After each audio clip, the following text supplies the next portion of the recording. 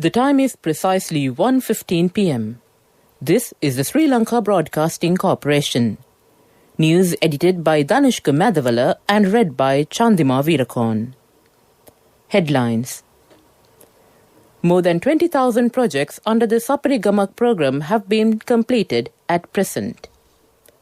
Travel restrictions of several areas will be eased tomorrow and few new areas will be added to the list. Minister Mahinda Amaraveera says that the government is capable of facing the economic challenges that occurred due to the COVID-19 pandemic. The police has started investigations to nab the truck driver who fled after running over a policeman. In news overseas, Sydney records hottest November night on record. Local stories in detail.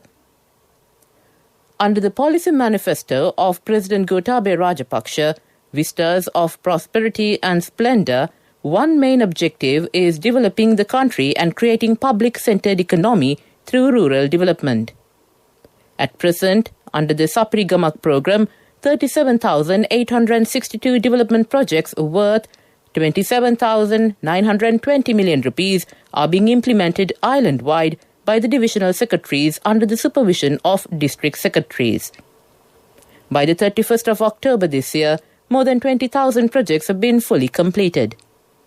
A committee comprising of senior management level officials of the Ministry of Finance, Economy and Policy Development have been appointed for supervision and to give guidance for implementation of this program more effectively and efficiently.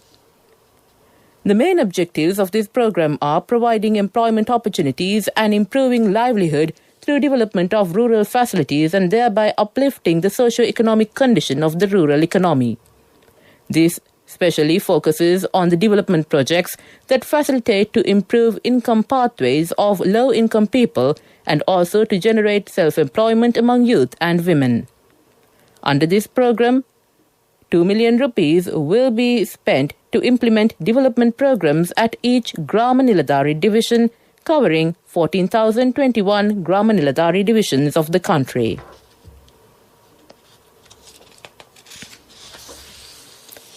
"487 individuals have tested positive for novel coronavirus in the country yesterday.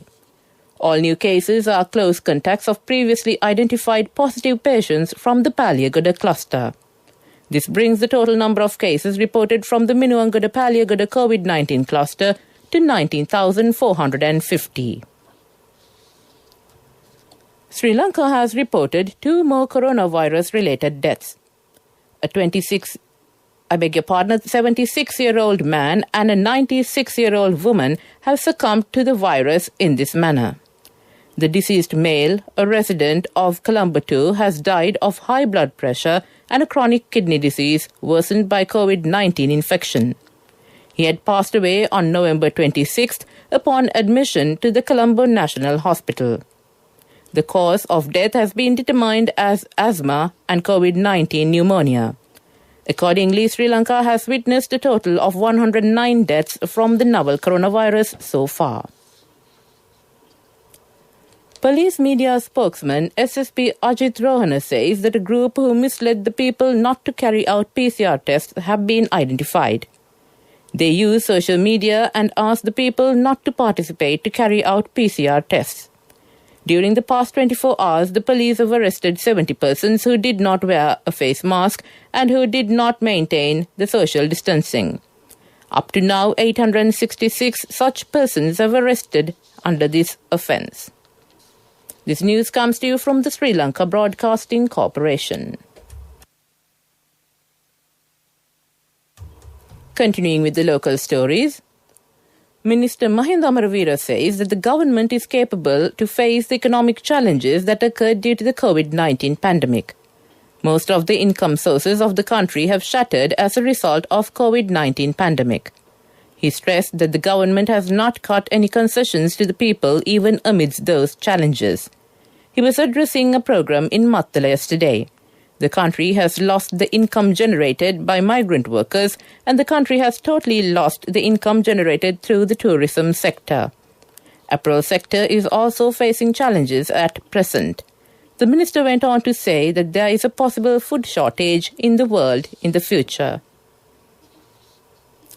The police has started investigations to nab the truck driver who fled after and ran over the policeman in Nikavaratia area. A person operating a tipper truck had fled after running over a policeman during a raid against illegal sand mining in Kobaigane, Nikavaratia. A 32-year-old police constable attached to the Kobaigane police stations has been killed in the accident. The incident had occurred at around 12 midnight today. The raid had been carried out by a team of 5 police officers based on a tip-off received by them. During the raid, the officers had noticed a tipper truck carrying sand near Daduru Oya. When they signalled the truck to stop, the person operating the truck had run over the officers, killing a constable. Today is Il Full Moon Poya Day. This is the last Poya of the Vassana rainy season. With the end of the Il Poya, the Katina Pinkam also ends. The Katina Pinkam is considered one of the highest deeds in Buddhism. During this time, Buddhist monks stay inside their premises due to heavy rains. This roughly happens for 3 months. To end the local news, the headlines again. More than 20,000 projects under the Sapri Gamak program have been completed at present. Travel restrictions of several areas will be eased tomorrow and few new areas will be added to the list. Minister Mahinda Amaravira says that the government is capable of facing the economic challenges that occurred due to the COVID-19 pandemic. The police has started investigations to nab the truck driver who fled after running over a policeman. That ends the local news. A mother knows the pain of each member of the family. Siddhalepa, the trusted relief for aches and pains. An effective therapy for relief from cold, sneezing, flu, headaches, swelling due to toothaches, rheumatic, discomforts, and muscular aches and pains. Siddhalepa, the Veda Mahatmya in every home. The main news story is brought to you by Siddhalepa Veda Mahatmya. On the main news story, Commander of the Army, Lieutenant General Shavendra Silva said that the isolation ordered on several areas in Colombo and Gampaha districts will be lifted tomorrow. The Peta, Fosho and Mattakulia police areas of the Colombo districts and the Nigambo and Ragama police areas of the Gampaha district will no longer be in isolation. Accordingly, the isolation of the aforementioned areas will be lifted from 5 a.m. tomorrow. Modara, Blumandal, Kottahena, Grand Pass, Adurupu Street, Dam Street, Keselvatta, Maligavatta, Dematagoda and Maradana police areas and Vakanda and Vanathamulla Grama Niladhari divisions in the Colombo district and Vattala, Paliagoda and Kalaniya police areas in the Gampaha district will remain under isolation until further notice. Meanwhile, Randia Uya housing scheme south of Ferguson Road area in the Mattakulia police area, Laksanda Sevana housing scheme, Salamulla Grama Niladhari division, Vijayapura Grama Niladhari division in the Vellampitiya police area have been declared newly isolated areas from 5 a.m. tomorrow. That ends the main news story. The main news story was brought to you by Siddhalepa Veda Mahatmya. Brush your teeth twice a day for healthy teeth and gums. Supiriviki and Kakulu, your trusted brands in oral care for many years. Supiriviki Ayurvedic toothpaste for adults. Kakulu Ayurvedic toothpaste for kids. 9 Ayurvedic ingredients of Supiriviki will protect your teeth and strengthen your gums. Supiriviki and Kakulu, products from Siddhalepa.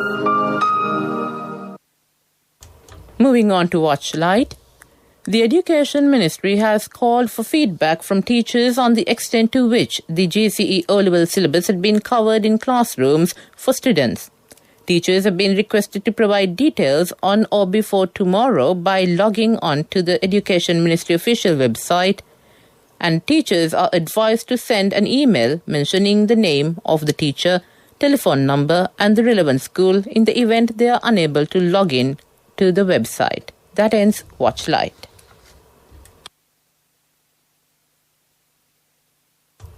Taking a look at world news, the headlines. Serbia and Montenegro expel respective ambassadors. Sydney records hottest November night on record. Polar scientists wary of impending satellite gap.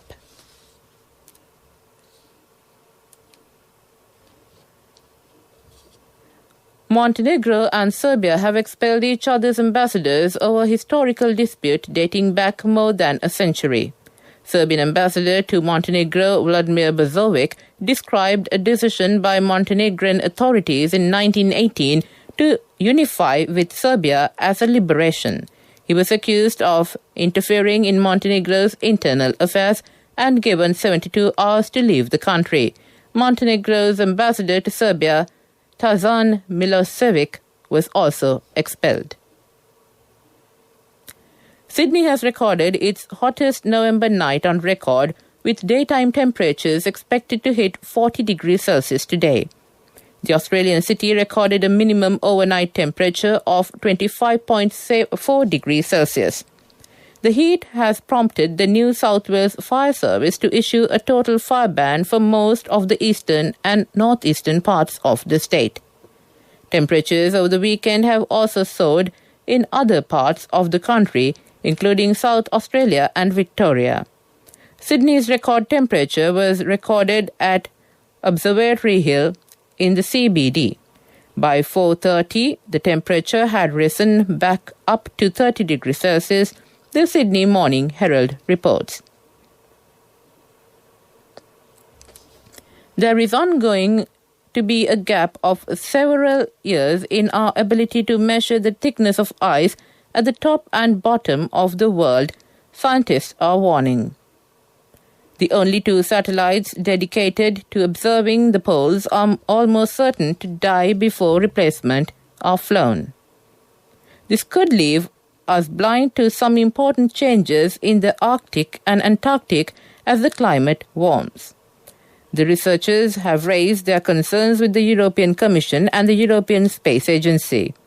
A letter detailing the problem and possible solutions was sent to leading EC and ESA officials this week.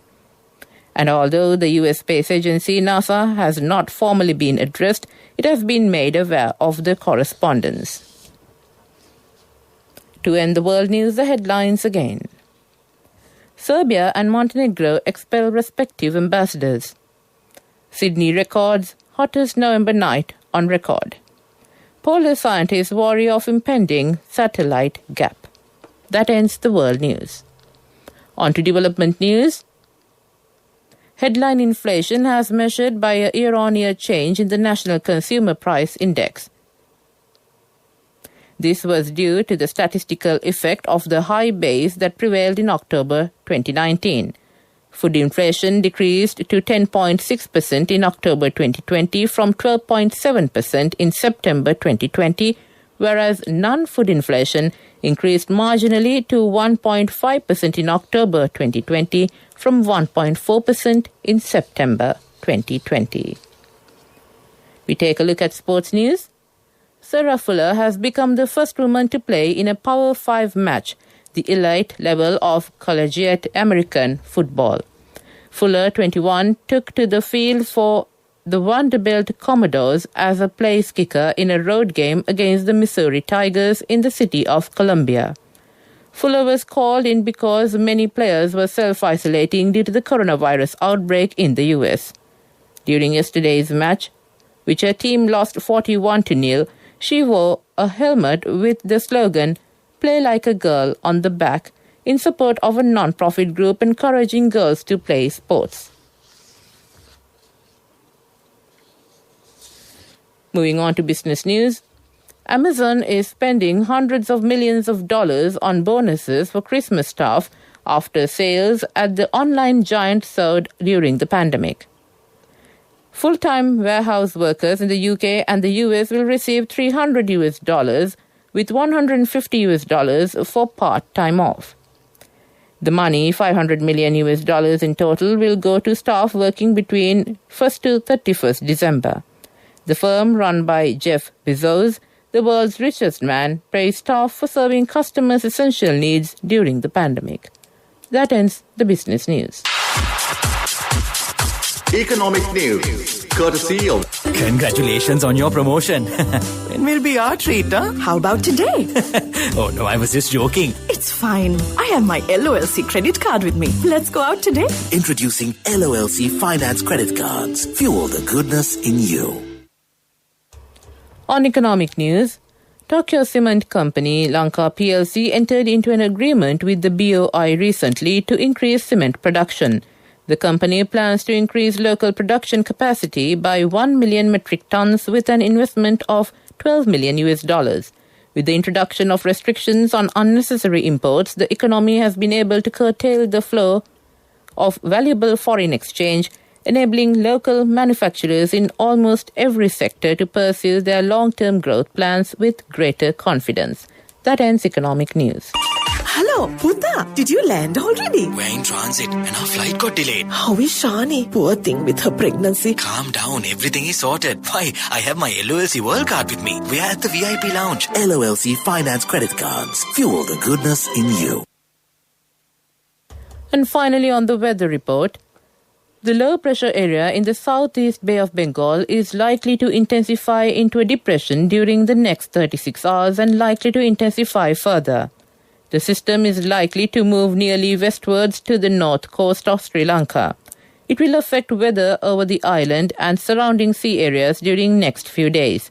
Showers or thundershowers will occur at a few places in Uva Central, Western and Sabragamur provinces and in Gaul and Mathura districts after 2 p.m. Fairly heavy falls, about 50 millimeters, are likely at some places. That ends the weather report. And to conclude this bulletin of news, the headlines once again. More than 20,000 projects under the Saparigamak program have been completed at present. Travel restrictions of several areas will be eased tomorrow and few new areas will be added to the list. Minister Mahinda Amaraveera says that the government is capable of facing the economic challenges that occurred due to the COVID-19 pandemic. The police has started investigations to nab the truck driver who had fled after running over a policeman. Sydney records hottest November night on record. That concludes this bulletin of news from the Sri Lanka Broadcasting Corporation.